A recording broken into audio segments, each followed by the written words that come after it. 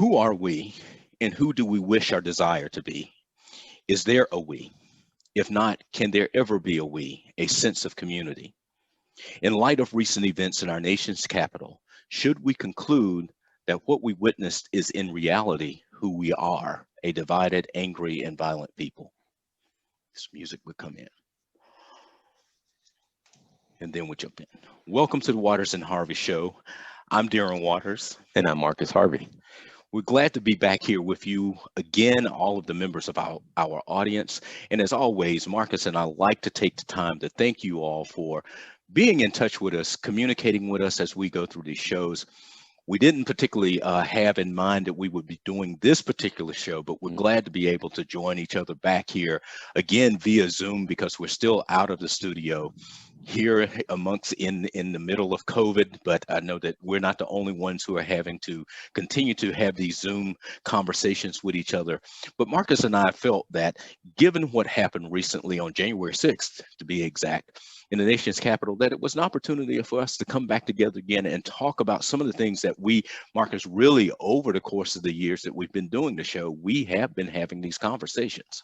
Yeah, absolutely. And, as has been pointed out on previous shows, it seems that of late, at least over the past 2 years or so, there have been events that have taken place in American society that I think in some ways have punctuated, right, or accented in very visible, undeniable ways, much of what we have been discussing on the show over the course of its life. And so while we certainly have never seen anything quite like what we saw on January 6th. So there's no way that we could allow that event, the insurrection, to take place without addressing it within the context of our conversations on this show. You know, Marcus, I have to take this moment to kind of let the audience know that you and I, in thinking about this particular show and coming together to have this conversation, really almost like the reflection show model that we've used before. I was surprised as I went through what I love the word that you use, you call our catalog of shows, and there are over 80 of those shows now. I was stunned at how often we have been in conversation about issues surrounding civility, politics, how we kind of interact. We had this conversation not too long ago with Chris Cooper, who is a professor of political science at Western Carolina University. Everyone here recognizes Chris's name. I've got to admit that conversation with Chris was was just a lively and rich conversation, even though the two of you kind of took pot shots at me over the whole issue of Alexis de Tocqueville. But, I think the pot shots were well deserved, because both of you sort of were taking up a historical position against me. So right. But Marcus, it was a lively conversation about who we are, and you and I, and the audience should know, we have been talking about this for a while, that you and I should have copyrighted these questions that we've been asking. Indeed. Because I've been paying attention to what other commentators have been saying, and a lot of people are asking these same questions. Who are we? And for me as a historian, I'm constantly thinking about our Constitution itself, which begins with the word we the people, and who are we in this country? And we saw something of a breakdown in this collective sense of we've been seeing this for so long, because there's so many people who are talking about it. I have referenced the work that I've done with the Z. Smith Reynolds Foundation here in North Carolina around many of these questions about renewing the spirit of community. I've worked very closely with the Institute for Emerging Issues at North Carolina State University around the issue of community. When you think about community, we're thinking about the issue of we. But I really come back to the question that you asked when you and I were talking about these questions of who are we, who do we want to be, or who do we wish to be? You raised the question of if there is a we. And I think some people probably were stepping back and scratching their heads and wondering just that when we witnessed what we saw on January 6th. And I think at the heart of those questions that we posed on multiple occasions is really the issue of identity, of American identity. Who are we as Americans? Doesn't it even make sense to pose that question I would suggest that if there is any foundation, any political foundation, any historical foundation, any ideological foundation, upon which something that we might call an American identity might be built, might be erected, might be developed. That foundation, I would argue, is feeble at best, is fragile at best, because if the foundation were strong or stable, I do not think that we would see the kind of fractiousness that we've seen really over the course of this country's entire history. I mean, so what happened on January 6th, of course, was particularly striking and somewhat unique when you consider the broader arc of America's political history. But I wouldn't say that it was necessarily surprising, right? Given the fact that this question of what is American identity all about? Is there even such a thing really as a sort of nationally shared sense of identity?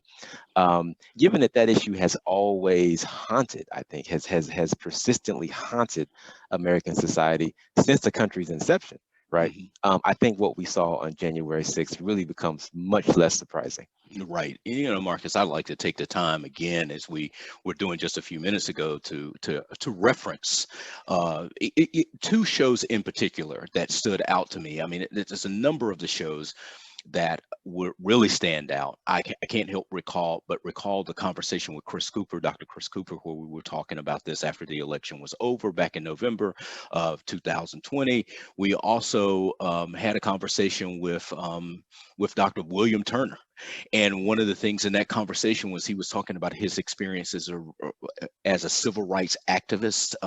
Dr. Turner is now retired, but we did that conversation in the context of what had happened in early 2020 with the death of George Floyd, which, interestingly enough, time has passed, and you hear very few people talking about the whole issue with George Floyd. That's something for us to come back to again. But there was a moment in the conversation with Dr. Turner where you did raise the point to him, so why does it take this? Why does it take an event like George Floyd's death, so dramatic as it was, that we witnessed, so violent as it was, we witnessed all of that on camera? You were asking the question, why does it take this to kind of galvanize the nation to say, okay, we need to do something about this? And do you recall his response to your question? Oh, yeah. So if I recall correctly, it is at that point that he shared the story about the mule, the recalcitrant mule who just refused to work, refused to move. And so I believe it was the farmer. The farmer decided, look, okay, the way that what I'm going to do to get this mule to wake up and do something and work for me is to smack it across the head with a 2x4, I think he said. Right. And so I think what we discussed on the show with Dr. Turner and then on a subsequent reflection show was that the George Floyd event of 2020, was in metaphorical terms a kind of 2x4 smacking the country across the head, saying, look, you need to deal with the fact that this country's social history, as other scholars and historians have pointed out, has been largely defined by the creation and aggressive sort of protection and preservation of what amounts to a racial caste system. Right. And so I've kind of been thinking about that conversation that we had with Dr. Turner and this whole question of, why did it take this? To galvanize, to mobilize a domestic movement and indeed an international movement. And I think that part of the answer is that the fact that George Floyd's death, the fact that he could die in that way, the fact that kind of public execution was even possible in this country, I think speaks to the fact and is a reminder of America's status as a modern day racial caste system, right? So, because really only within a racial caste system can something like that happen. Right.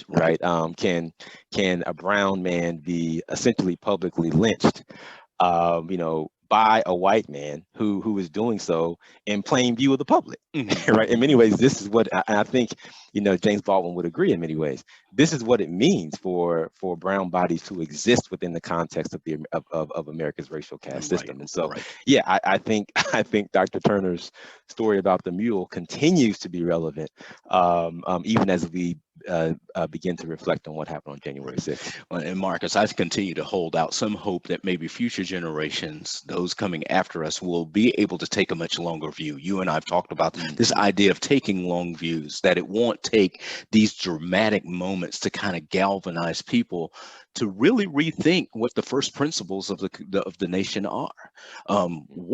What moves us? Why are we here? I've often asked students when I teach American history, especially from the beginning, or if I'm looking at the history of the American Civil War and Reconstruction. And given the violence that occurred during that period of time, the most people to be killed in any of the wars that the United States has participated in, still, Civil War. very violent war, that what really drove people to this place? Did America have a mission? Did Lincoln, as president, who we'll talk a little bit about again in momentarily when we talk a little bit about leadership, did he believe that America had a founding mission? And if so, what was it? And I think that I hate that it takes these moments in American history to get us to at least consider and to think about those things. So it's something we can come back to.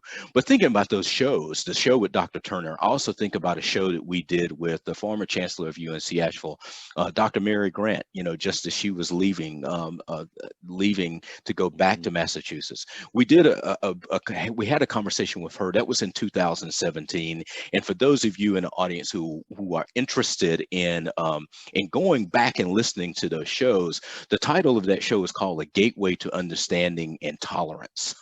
Something that is very appropriate for the conversation that we're having right here.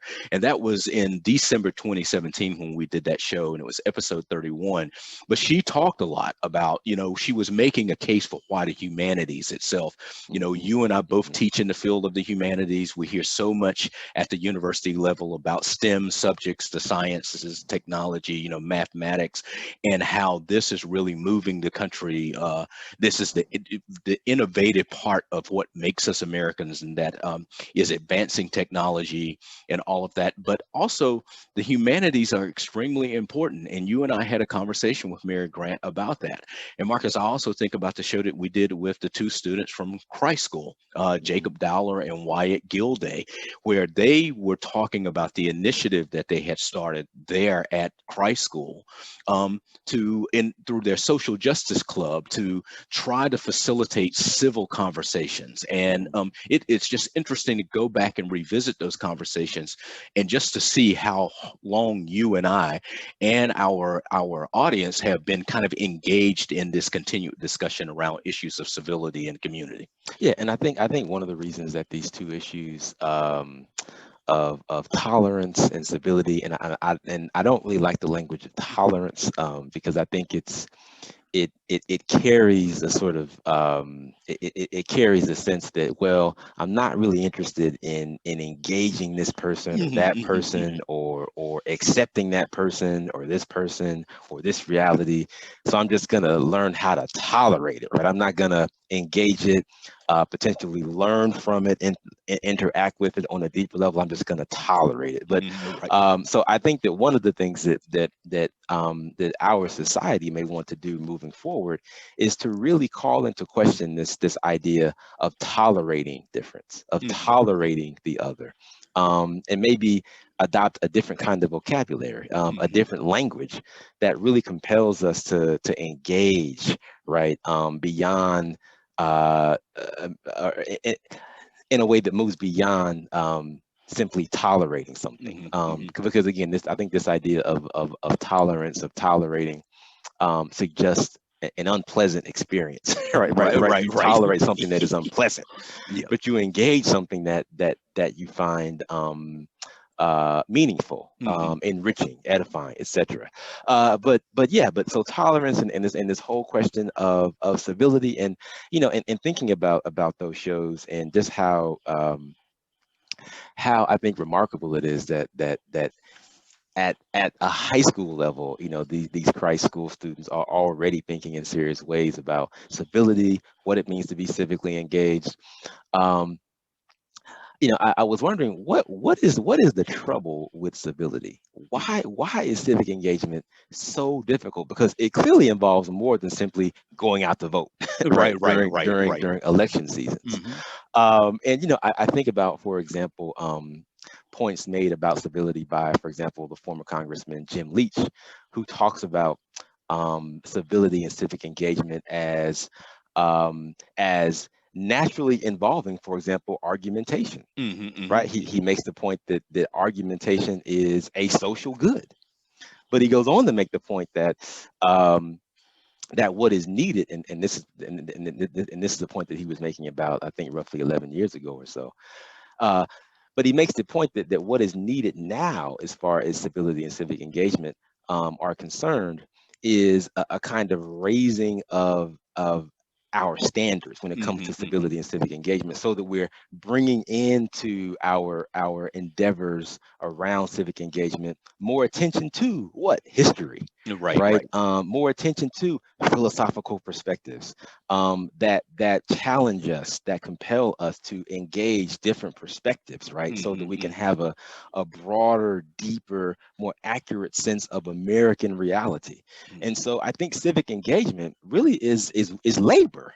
Right, It it is. is It it is is. a form of labor, and it is not, and I think it is absolutely mistaken to reduce the issue of civic engagement, or the work of civic engagement, to merely going to your local voting station and casting your ballot, right? Right, right. That I think is one component of civic engagement. Hmm. But but this but but this kind of responsibility that all democratic citizens bear really involves labor that is consistent across, I would argue, um, the span of the year, not just during election season, right? You, Marcus, and I just want to say I deeply appreciate your critique of the word tolerance. Hmm.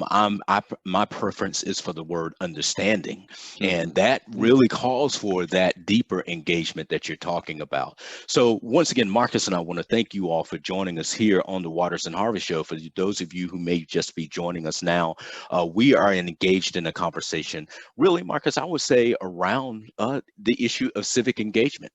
That's going to kind of be a theme, I believe, in this conversation. We started this show out with the questions that we have been asking in a series of shows that we've been doing most recently. Those questions of who are we? Is there a we? Who do we want to be? Marcus, I'm curious. This may be a moment here, and we want to jump into a couple of things that, as we reflected on what transpired on January 6th, with the violence that we saw at the nation's capital and what precipitated it, you and I, we thought about, okay, what are some themes that we can see from the things that we really, really need to talk about? One, we're already talking about here, this whole idea of a culture of political civility. I want to come back to that. But I'm curious here for a minute. If you and I can talk about it, I've been scratching my head a bit, trying to remember and recall what was it that prompted these particular questions that we've been asking about who are we? And maybe the answer lies in the conversations that we've been having with so many of our guests on the show about the issue of community. But I'm curious, do you recall what really prompted us to begin thinking about these framing questions? Yeah, I don't remember a specific conversation, topic, or issue, but I think that the questions really were, they ended up emerging sort of organically Mhm. in response to the social tensions, the political tensions, the ethno-racial tensions that were really just brought to the fore in a very salient way, right? Especially after the death of George Floyd, right? Mhm. Mhm. Um, and again, when you confront the racial dimensions of George Floyd's public lynching, you can't help but you're forced to confront the reality of race in America. Mhm. And the moment you confront the reality of race in America, you're also immediately confronted, I think, with the we question. Right, right. Right. So if in fact America is a racial caste system, then what do the terms "we the people" mean? Mhm. Right? Who are the Is people? included in Yeah, right. who are the people? Were people who look like George Floyd, ever considered within the category of the people? New people. Right. And if they were never included in that category, right, what does that mean with respect, or what might that imply about that language, right, which Mhm. is very much enshrined in the country's constitution. And Right. so, yeah, I probably would point to that moment. Although, again, I'm there are very likely. I mean, we've covered so much terrain on the show. There are very likely earlier moments that we've discussed on the show that were leading to those questions, Right. and Around perhaps this. you and I in those earlier shows didn't necessarily realize it in the way that we did last year. Lady, right. Yeah, Yeah. those, and they are still key framing questions, as you and I both have agreed. Now, one thing I'd like to know, because Marcus, I don't know if you're like me, but after January 6th and the events that transpired at the nation's capital in Washington D.C., with the attack on Congress, on the first branch of government, as we know, if we know our Constitution, while our elected representatives were seeking to do their duty to the Constitution, and confirm, certify the election of a new president and vice president of the United States. Uh, I mean, the national legislative branch of government was attacked. If you're like me, people are asking, how how did you respond to this event? I mean, as a historian, I'm always thinking about that question. People say there's certain moments in American history where you will always remember where you were when the event occurred. I think for my generation, for us, it may be 9/11. We'll never forget, what was going on and what you were doing when 9/11 occurred. You hear people who go back to the 1960s, that baby boomer generation. They will talk about, the assassination of John Kennedy, Martin Luther King, or Bobby Kennedy in the 1960s. One historian has described that decade as that horrible. He's described 1968 as that horrible year in the slum of a decade. Given all that had transpired that year. So people have been asking me, what were your thoughts about what happened, on January 6th? Were you surprised by this? I've been hard pressed to really give solid answers to those things, but it has raised certain issues in my mind, as you and I have discussed, and we'll discuss a little bit here. One being, as we've been talking about already, this issue of the culture of political civility, and how uncivil we have become. But what about you, brother? How have people asking you the same question? I mean, I've gotten emails from people asking, for, our views on what Mhm. transpired on January 6th. Yeah, I've not received any direct questions from anybody. No emails, no text messages, no phone calls. At least no direct questions. I think people have. I have had conversations with colleagues, friends, relatives. That sort of indirectly prompted me to think about the question that you're posing. Where was I? How did I respond to the attack on the U.S. Capitol? And I guess the way that I would respond. I guess I would respond this way. I just couldn't help being just flabbergasted by the degree to which this sort of terrorist assault on the U.S. Capitol was more or less tolerated, right, by law enforcement who were present. And as many journalists have pointed out, I was really in my mind juxtaposing the fairly feeble display of force that we saw in response to this attack on what some consider to be really the symbolic center of American democracy. In my mind, I couldn't help to juxtapose that terrorist attack and the feeble sort of display of force that responded to it to the kinds of or to the display of force with which Black Lives Matter protests were met, right? Mhm. In the in various cities. Mhm. And again, it for me, it just really raised the question of, wow, so how do we account for this? Right? Right. What, how how do we account for this? How can we account for this without, again, bringing up the issue of America's standing as perhaps the, one of the oldest racial caste systems in the world, Mhm. right? Mhm. Because really, I think, again, only in um, a so-called democracy, which is socially constructed as a racial caste system, can a group of largely white um, terroristic insurrectionists be allowed to scale the side of the U.S. Capitol building, Mhm. break the windows of the U.S. Capitol building, right? Surround the U.S. Capitol building, right? Mhm. Occupy the floors of the Congress, right? Break into the offices of congresspersons, right?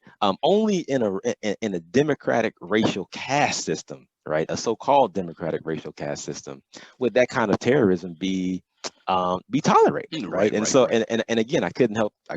I was struck, as the story sort of unfolded, by images of one police officer taking a selfie of himself with one of the terrorists, and yeah, and while now, we now know that, according to some FBI officials, um, 100 plus more arrests are likely to be made if they haven't been Mhm. made already, Mhm. and more arrests are likely to come. So it looks like some degree of justice will be served subsequently, but just the optics of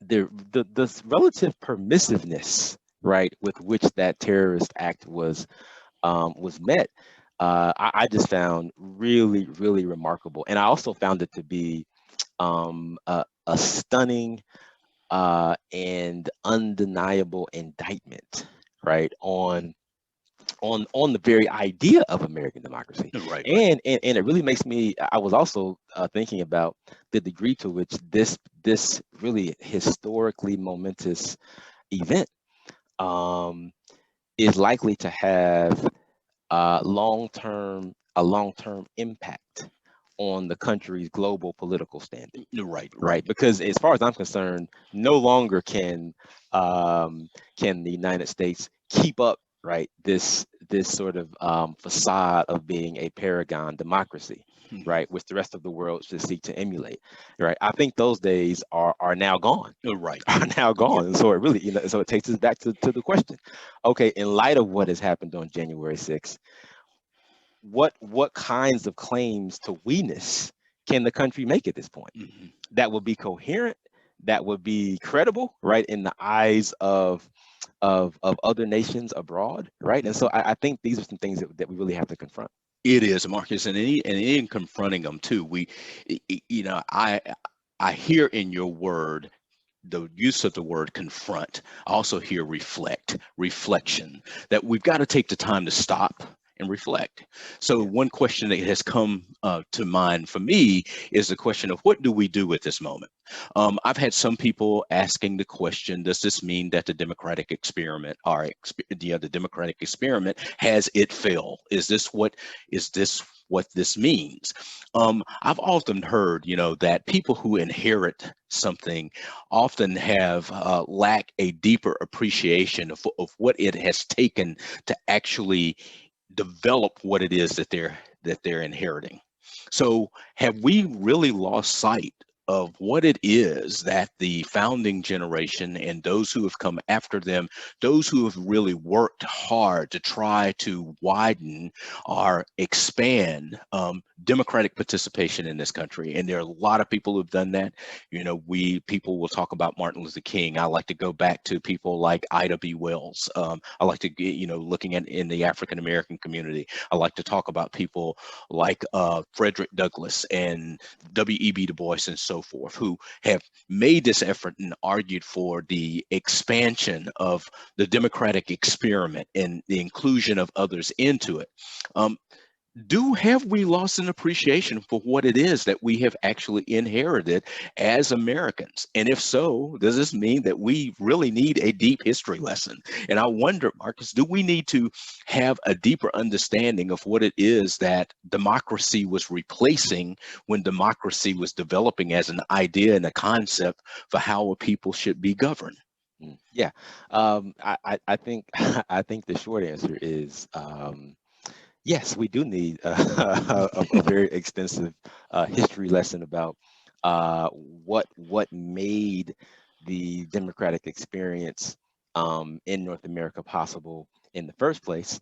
I think that task alone, though, given our country's lack of commitment to critically educating its citizenry, is a gargantuan task. Mhm. But thinking about the civil rights movement, thinking about the Black freedom struggle, thinking about um, other liberation movements launched by persons of color in this country, Black Lives Matter movement included.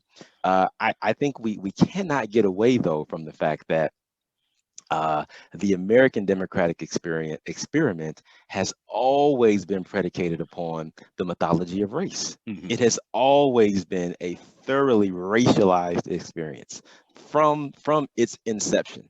And so when we think about Martin Luther King Jr., when we think about people like Ida B. Wells, other civil rights activists, it seems to me that what they were pursuing, I think you used the term expansion, and Mhm. I think that is an appropriate term.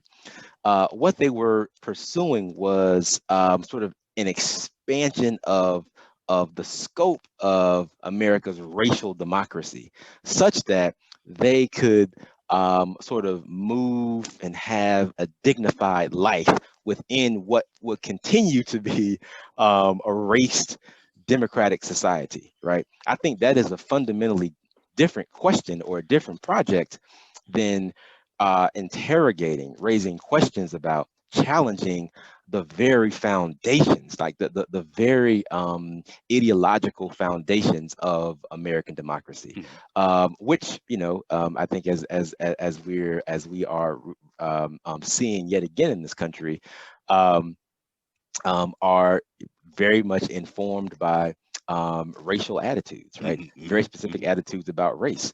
And so maybe now is an opportunity to remember, right, the work of Ida B. Wells, Martin Luther King, Malcolm X, Stokely Carmichael, other Black freedom struggle activists, while also summoning the courage to have deeper, more challenging conversations about the very ideological foundation, right, Right. of the American democratic experiment, and to begin to reflect, to use your term, Mhm. to reflect on the ways in which that ideological foundation has led, right, to I think what has probably amounted to um, uh, uh, a failure, right? Mhm. Mhm. A Mhm. failure to realize the ideals articulated by the country's so-called founders. So Right. Right. I think now is an opportunity to embark upon that serious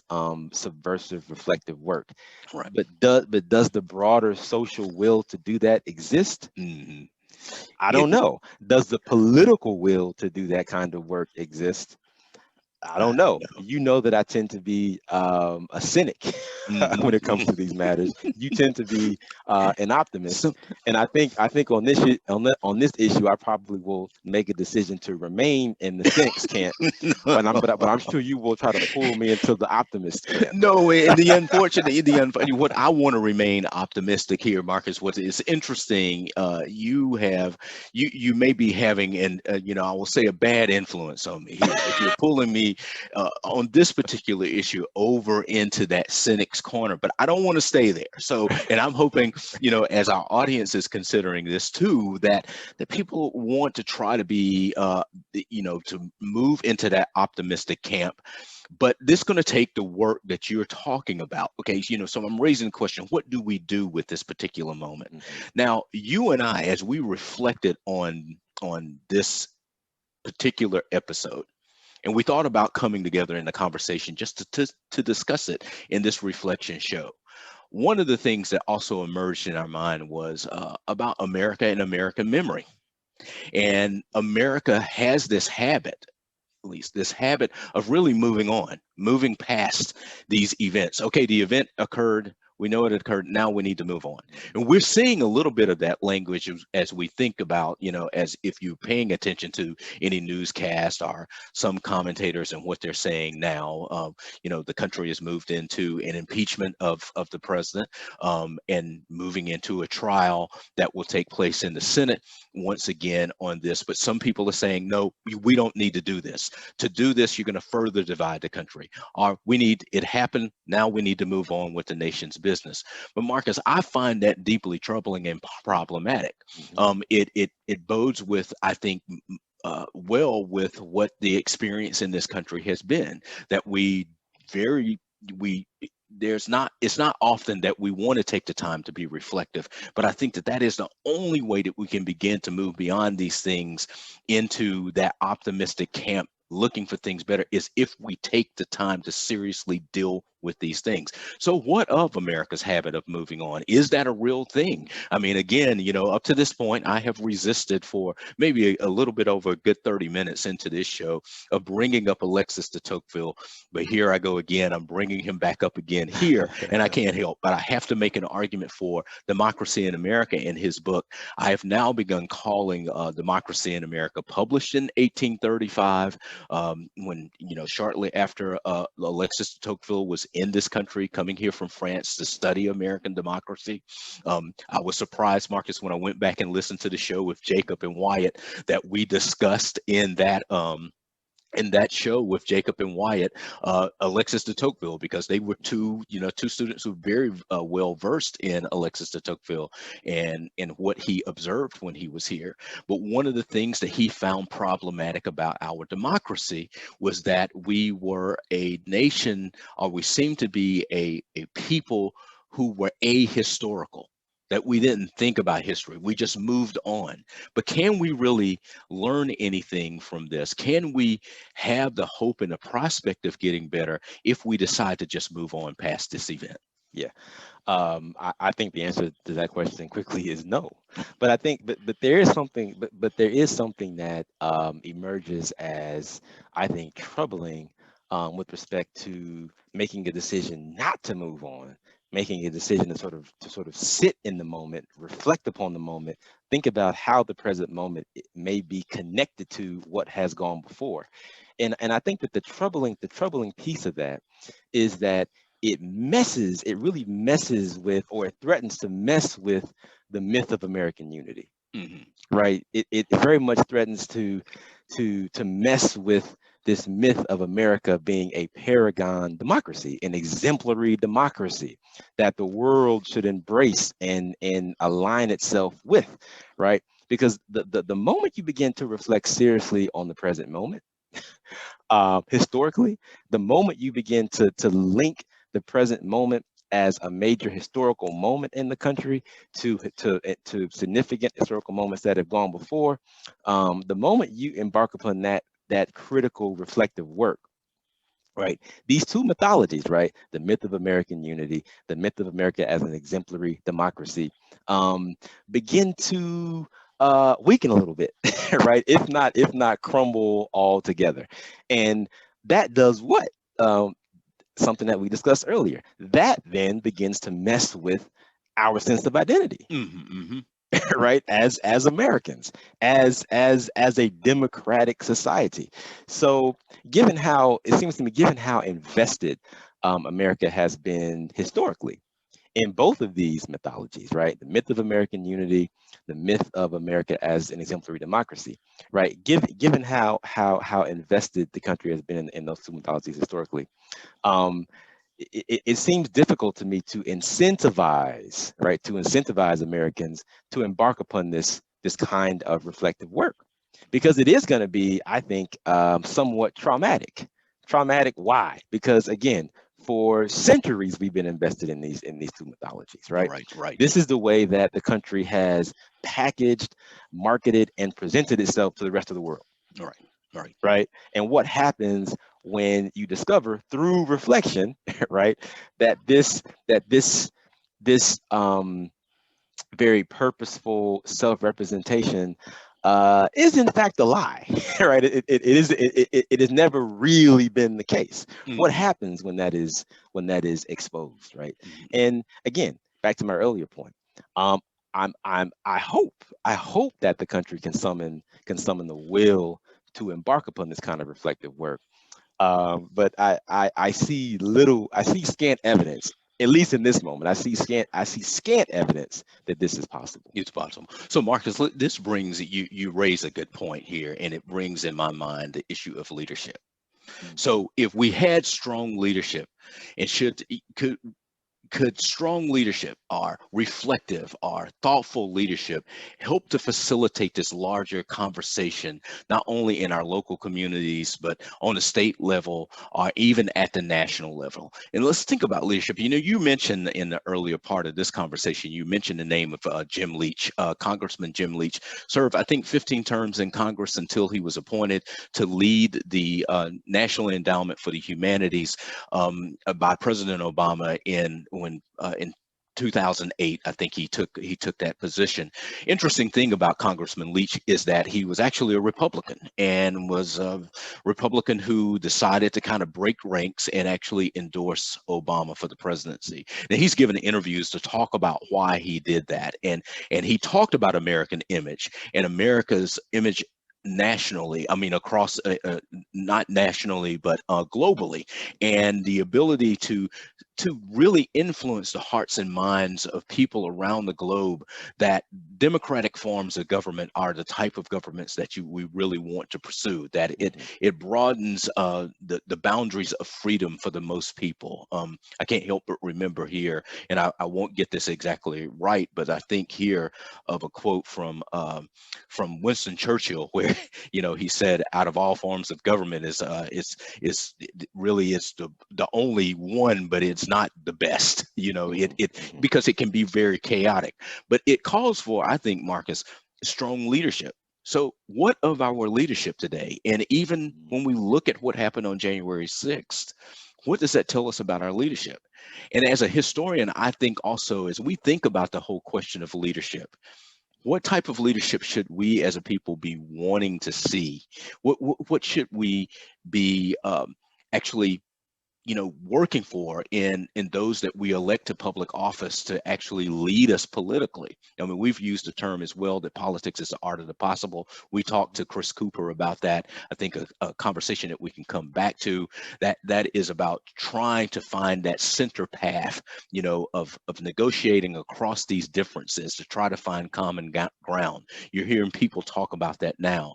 But Marcus, as I was thinking about leadership, and we did discuss this, before we decided to do this show, we were talking about examples of leadership in America that I think that we could learn from. One, I mentioned George Washington, and I can't help but think of Washington's leadership not only in leading the country to a victory over the world's most powerful army at the time, Great Britain, but also in his ability to really know when it was time for him to let go of leadership. Many who know American history will recall that in 1783, the Newburgh Conspiracy, when there was an effort by members of the army officers to really kind of march on Philadelphia and confront Congress in a Mhm. similar fashion as we saw transpire on January 6th. There are many parallels there, only that these people were, we had some former army and military members and people who are part of law enforcement who were involved in that. But Washington's leadership in 1783 in the Newburgh Conspiracy was so impactful, are so important to actually pulling back what could have been a major crisis and Mhm. could have really broken this experiment of democracy with democracy and self-government from the get-go. So is there Mhm. something that we can learn from looking back in history and looking at those type of examples of leadership? Yeah, I think so. And to me, from my perspective, perhaps the preeminent or a preeminent example of leadership is found in South Africa, right? I think about Nelson Mandela, and I'm reminded of of an event that featured Mandela in 1990. So he had just been released from prison after having been in prison for 27 years in South Africa. Um, and he was being interviewed by Ted Koppel, and he was also fielding questions from an audience assembled at the City College of New York in Harlem. And among the many, I think, points that Mandela made that really reflected the kind of leader that he was, and I think reflected something of what we can learn from him as a leader, was statements like, for example, um, he once stated during this sort of town hall event with Ted Koppel that that a man who changes his principles according to who he's dealing with is not fit to lead a nation. Delete. Mhm.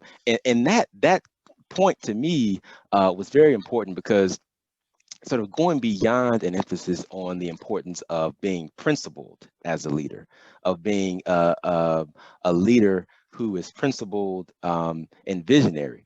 It really speaks to being principled in a convicted way, right? So you're principled in a way that is grounded. Is grounded in something that does not shift, that does not alter, depending upon who you're engaging with, depending upon what political setting that you're in. And as I'm sure our audience knows, Mandela's political vision, the vision that grounded him so much, was a vision of South Africa as a unified, Mhm. equal African state, right? I mean, he talked about this repeatedly as a leader of the African National Congress. It came out in his critiques of President de Klerk, who was the last sort of Afrikaner president to rule in South Africa. And another, I think, sort of moment during that town hall that really exemplifies Mandela's uniqueness as a leader had to do with, or was in response to, criticisms that were leveled against him from audience members about his perspective on PLO chairman Yasser Arafat, Mhm. Colonel Gaddafi in Libya, and Fidel Castro. And Mandela's response basically was, look, these three leaders have not only demonstrated a commitment to our struggle as a South African people, but they have also devoted resources, Mhm. right, to us to assist in our struggle. And he went on to say that, from the perspective of the African National Congress, from his perspective as a South African leader, um, you know, uh, you know, uh, the enemies that the United States has named as enemies of the U.S. need not be enemies of South Africa, Mhm. Right. right? Right. Especially if the persons that you all want us to consider enemies are actively involved in promoting our liberation struggle. Mhm. And that, I think, is exemplary of the kind of convicted, principled, visionary courage, Mhm. right? That is really reflective of strong leadership, and I would argue of the kind of leadership that this country needs in this moment. No, So for right. me, a preeminent international example of political leadership would be Nelson Mandela. Mandela, and I'm glad you bring that up. I can't help but, Marcus, I argued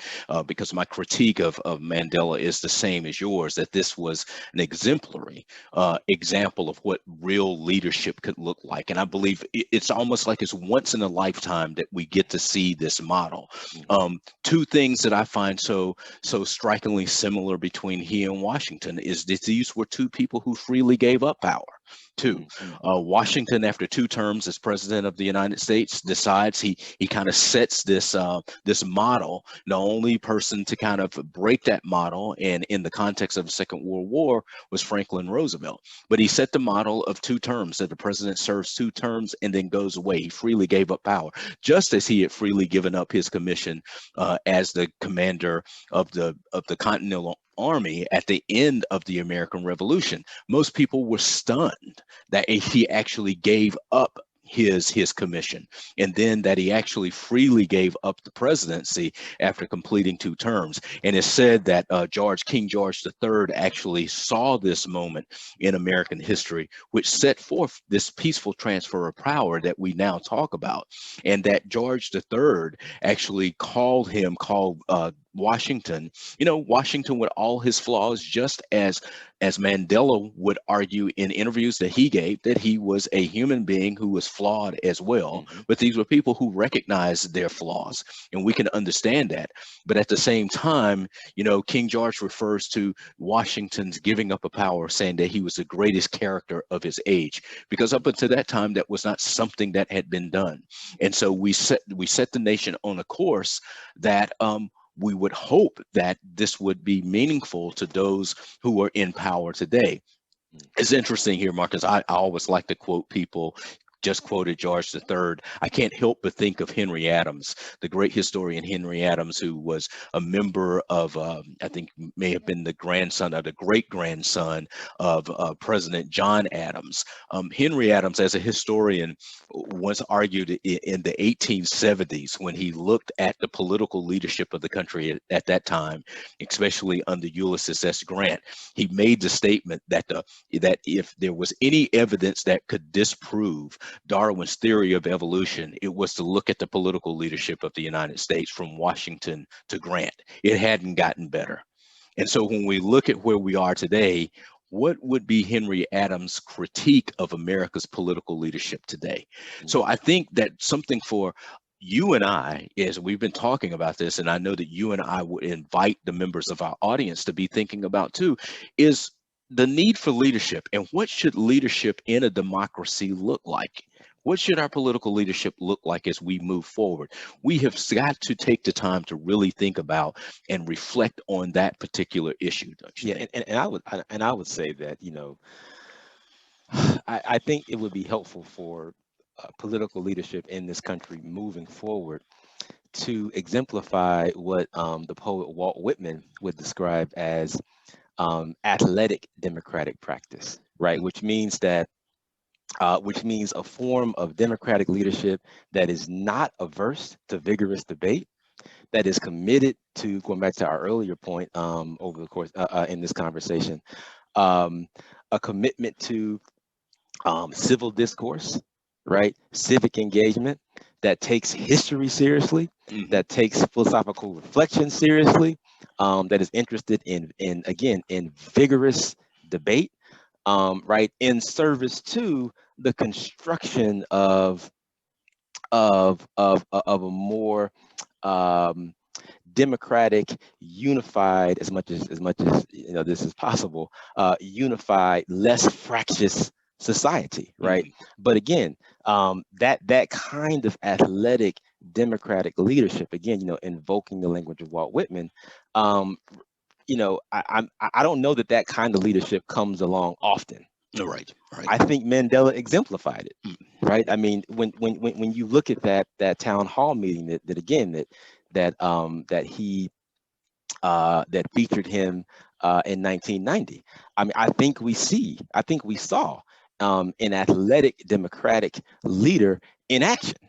Right, he was engaging his critics right there in Harlem, New York. Right. He was engaging Ted Koppel, a very prominent journalist who had some very, had some very sort of biting questions for Mandela to field. But what was so evident to me in watching the footage of that was just how composed, how poised, and how potent Mandela's presence was as a democratic leader. And how potent and just sort of effective the way in which he engaged this diverse audience was. And in my opinion, the best political leaders have that quality. They have that quality. And, I just don't know that we have. I hope that we will see another leader in our lifetime who is sort of cut of Mandela's cloth. But the cynic in me says, well, that probably won't happen. But All right. but I'm hoping that you can convince me that, hey, Right. this is at least a possibility. Well, the optimist in me, Right. Marcus, is going to say, look, our field as educators is Right. where there's some Right. real possibility Mm, if we begin to focus on this now. So we've had these mm, conversations about leadership and leadership development. I think we had two. I know we had two conversations, two shows that we did with Ed Manning here with Leadership mhm, Asheville, and he brought up this model of collaborative leadership. The competitive spirit in America, I think, is something mhm. is something that can be good, but it can also be something that can go awry at times. And we need to find a way to temper that. Again, I go back to the conversation earlier, our earlier point that you made earlier when you brought up Jim Leach. And we would encourage you all in the audience to go and just Google Jim Leach's name, and you'll find a conversation that he had back in 2010 when he instituted in that year what he called the civility tour. And he went around the country having conversations about how can we begin to bridge our political divide. Um, it, Based on what we saw on January 6th, I'm wondering if we were to talk to Congressman Leach right now, he might say, well, the tour was an absolute failure Mm, because mm, clearly the divide has gotten wider. mhm. And we as Americans, if we want our country to work and we want it to work for all people, the opportunity for all to participate actively in the democratic experience in this country, then I believe that we've got to re-engage those particular conversations. We've got to ask ourselves, why has this divide in this country widened the way that we witnessed it widening on January 6th? And Marcus, he brings up in his conversations that he did how in many ways sports has a higher Mm, ethic than politics does because there are agreed upon rules. mhm. Have we lost any agreement about the rules of democracy, of how our political democracy actually operates on a daily basis? That's a question I think for all Yeah. of us to really think about. And we'd love to hear from you all in the audience about your thoughts about that. What are the rules? Have we lost any sense of what those rules are? Do we Yeah. need to re-engage that particular conversation about what will be the guidepost of how we operate together in this place that we call the United States of America?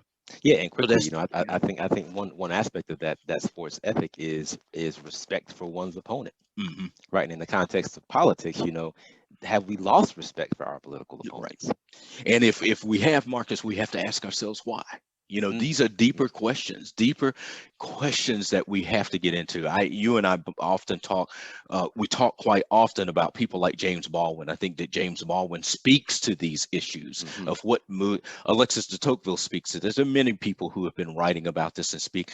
Arthur Schlesinger, in his book that was published back in the late 1940s, which I think is worth a read again today, called The Vital Center, The Politics of Freedom, where he talks about really giving voice to the moderates in our society rather than the extremes. But we've gone off to the extremes. In fact, Congressman Leach, in his assessment of American politics in 2010, said that there are two major flaws or two major weaknesses in American politics. Number one, he said, is that there's too much money. And the other is that the extremes in each one of the parties on the right and the left seem to be the only people who are being heard. But what about those people in the middle? How can we give voice to that middle where governance actually takes place? So I think that's a question for us to bring up. So we'd like for you all to be thinking about that. And before we end this particular show, we would like to let you know about a live event that we will be doing on February 11th on Blue Ridge Public Radio's YouTube channel. The topic will be civic engagement, which you've heard Marcus talk so eloquently about today, but we would really love to have your participation in that conversation about civic engagement. And we ask you, what is civic engagement and why is it important? Email us your answers, or better yet, send us a voice memo to news@bpr.org, and we may include it in the live event, which will take place Thursday, February 11th at 7 p.m. on Blue Ridge Public Radio's YouTube channel. All right. And again, Marcus and I want to thank you all for joining us for this show, which essentially was kind of a special show just to discuss events that are transpiring politically in our country now. We hope that you have found this conversation engaging, and we'll look forward to talking to you again in the next show. All right, take care.